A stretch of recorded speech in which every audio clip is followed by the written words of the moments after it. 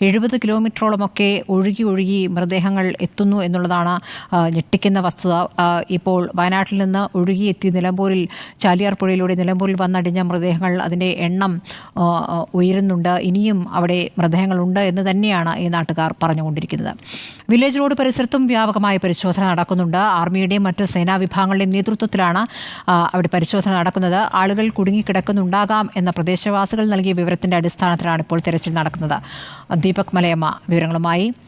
ദീപക്, ഇപ്പോൾ ഈ നാട്ടുകാർ പറഞ്ഞ വിവരങ്ങളുടെ അടിസ്ഥാനത്തിലുള്ള തിരച്ചിലാണ് ഇപ്പോൾ സേനയടക്കം ചേർന്നുകൊണ്ടുള്ള തിരച്ചിൽ പുരോഗമിക്കുന്നു. എന്താണിപ്പോൾ അവിടെ നിന്നും ലഭിക്കുന്ന വിവരങ്ങൾ? വെള്ളരിമല വില്ലേജ് റോഡിൻ്റെ പരിസരത്താണ് ഞാനിപ്പോൾ നിൽക്കുന്നത്.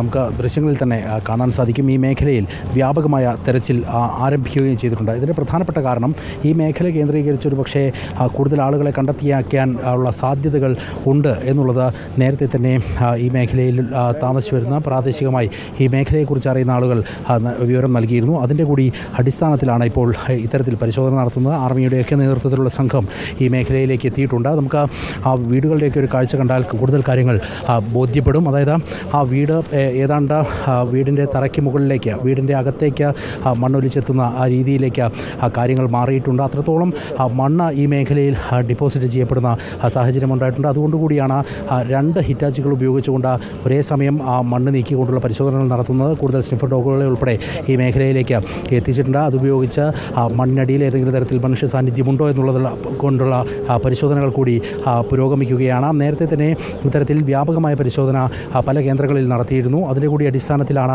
പ്രാദേശികമായി ആളുകൾ നൽകിയ വിവരത്തിൻ്റെ കൂടി അടിസ്ഥാനത്തിലാണ് ഈ മേഖല കേന്ദ്രീകരിച്ചുകൊണ്ടുള്ള പരിശോധനകൾ ഇപ്പോൾ പുരോഗമിക്കുന്നത്. നമുക്ക് ഈ മേഖലയെ മൊത്തത്തിൽ ഒന്ന് നോക്കുകയാണെങ്കിൽ നമുക്ക് കാണാൻ സാധിക്കും. അതായത് ഈ ഒരു പ്രദേശം ഒന്നടങ്കം ഇത്തരത്തിൽ മണ്ണ് വന്ന് മൂടിപ്പോയിരിക്കുന്ന സാഹചര്യമുണ്ട്.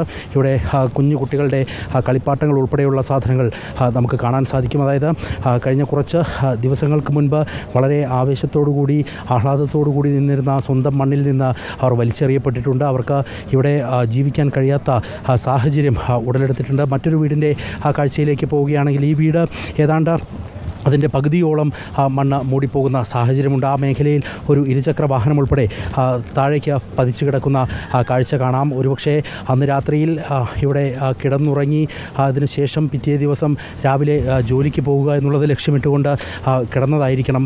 പക്ഷേ അതിനുള്ള സാഹചര്യം ഉണ്ടായിട്ടില്ല എന്നുള്ളതാണ്. ഇവർക്ക് അത്തരത്തിൽ ജീവഹാനി ഉൾപ്പെടെ ഉണ്ടായിട്ടുണ്ടോ എന്നുള്ളത് സംബന്ധിച്ച് ഒരു വ്യക്തത ഈ ഒരു ഘട്ടത്തിൽ നമുക്ക് നൽകാൻ കഴിയില്ല. മറിച്ച് ഈ മേഖലയിൽ നിന്ന് പൂർണ്ണമായും ഇവർ ഇതിനോടകം തന്നെ മാറ്റപ്പെട്ടിട്ടുണ്ട് എന്നുള്ളതാണ്. എന്തായാലും അങ്ങനെ വേദനിപ്പിക്കുന്ന കാഴ്ചകൾ മാത്രമാണ് വെള്ളരിമല വില്ലേജ് ഓഫീസിൻ്റെ പരിസരത്ത് നിന്ന് കാണാൻ സാധിക്കുന്നത്. എവിടെയും വലിയ രീതിയിൽ മണ്ണ് തളം കെട്ടിക്കിടക്കുന്ന സാഹചര്യമുണ്ട്. അതിൻ്റെ തെരച്ചിലിൻ്റെ ദൃശ്യങ്ങളിലേക്ക് കൂടി പോവുകയാണെങ്കിൽ വളരെ സാഹസികമായി തന്നെയാണ് ഇവിടെ സന്നദ്ധ പ്രവർത്തകരും ഒപ്പം തന്നെ ആർമിയുടെ നേതൃത്വത്തിലുള്ള സംഘവും ഒക്കെ തന്നെ ഇതിനോടകം തെരച്ചിൽ നടത്തുന്നത്. പല കേന്ദ്രങ്ങളിൽ നിന്ന് ഇവിടേക്ക് എത്തിയിട്ടുള്ള മനുഷ്യർ അങ്ങനെ കൈമൈ മറന്ന ഒരു പരിശോധനയ്ക്ക് ഇപ്പോൾ നേതൃത്വം നൽകുകയാണ്. ഇങ്ങനെ വിവിധ മേഖലകൾ കേന്ദ്രീകരിച്ചുകൊണ്ടാണ് ഇന്ന് വ്യാപകമായ പരിശോധനകൾ നടക്കുന്നത് എന്നുള്ളത് നമുക്ക് പറയാൻ സാധിക്കും. അതുവഴി അത്തരത്തിൽ കൂടുതൽ ആളുകളെ ഒരുപക്ഷെ കണ്ടെത്താൻ കഴിയുമെന്നുള്ള പ്രതീക്ഷയും വെച്ച് പുലർത്തുന്നത്. എന്തായാലും വെള്ളരിമലയിലെ വില്ലേജ് ഓഫീസ് പരിസരം കേന്ദ്രീകരിച്ചുകൊണ്ട് തന്നെയാണ് ഇന്ന് വ്യാപകമായ തിരച്ചിൽ നടക്കുന്നതെന്ന് ഈ ഒരു ഘട്ടത്തിൽ നമുക്ക് പറയാനും സാധിക്കും. ദീപക് മലയമ്മയാണ് വിവരങ്ങൾ നൽകിക്കൊണ്ടിരിക്കുന്നത്.